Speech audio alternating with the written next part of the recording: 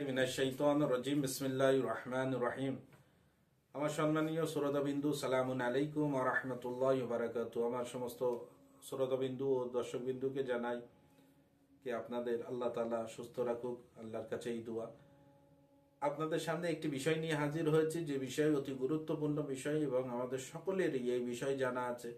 এই বিষয় নিয়ে হাজির হয়েছি कि अल्लाह ताला कुरान मजीদের ভিতরে বারবার করে বলছেন, আল্লাহ তাআলা কে নামাজ কায়েম করো, নামাজ কায়েম করো, নামাজ কায়েম করো। এবং এই নামাজের এত গুরুত্ব রিওয়ায়াতের ভিতরে দেখানো হয়েছে যে এই নামাজকে বলা হয়েছে দ্বীনের চেহারা, এই নামাজ দ্বীনের কি চিহ্ন, এই নামাজ ধর্মের স্তম্ভ।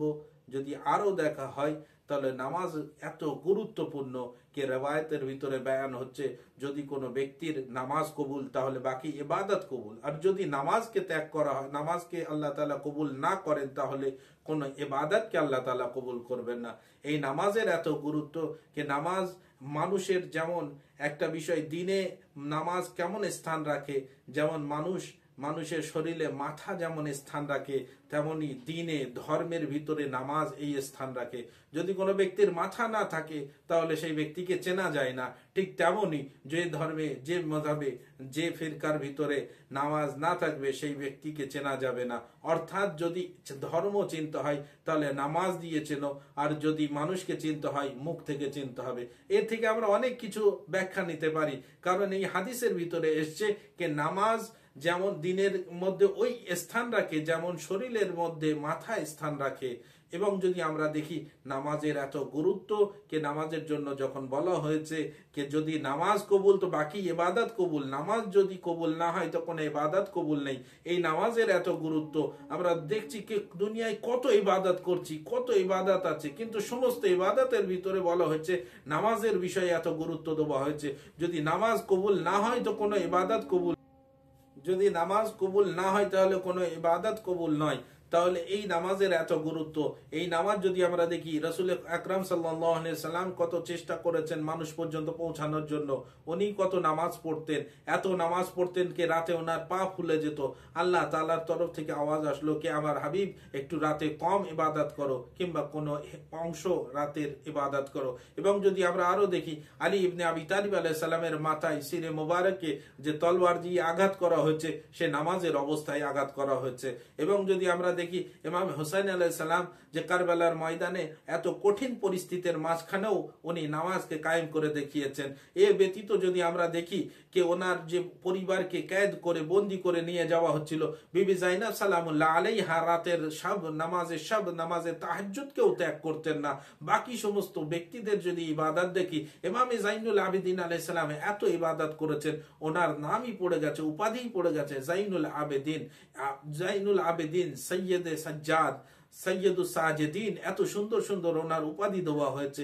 এবং নামাজের এত গুরুত্ব, যদি নামাজের এত গুরুত্ব আমরা বুঝতে পারি তাহলে আসুন আমি একটি কথা বলতে চাই যে নামাজের জন্য যখন এত বলা হচ্ছে যে ব্যক্তির নামাজ কবুল বাকি ইবাদত কবুল, যদি নামাজ কবুল না হয় তো বাকি ইবাদত কবুল নয়। এই নামাজের জন্য একটি শর্ত আছে, যদি ওই জিনিস পাওয়া যায় তো নামাজ কবুল, না পাওয়া গেলে নামাজ কবুল নয়। কি? যেমন বাকি ইবাদত কবুল হওয়ার জন্য নামাজের প্রয়োজন, নামাজ কবুল হওয়া প্রয়োজন, অর্থাৎ সমস্ত ইবাদত ডিপেন্ড করে নামাজ কবুল হওয়ার উপরে, নামাজের উপরে। নামাজ ডিপেন্ড করে আহলে বাইত আলাইহিস সালামের মওয়াদ্দাতের উপরে।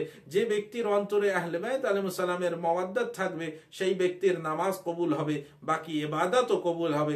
যে ব্যক্তির ভিতরে, যে ব্যক্তির অন্তরে আহলে বাইত আলাইহিস সালামের মওয়াদ্দাত থাকবে না, চুল পরিমাণে যদি শত্রুতা থাকে, তাহলে সেই ব্যক্তির নামাজ কবুল হবে না, অর্থাৎ কোনো ইবাদত কবুল হবে না।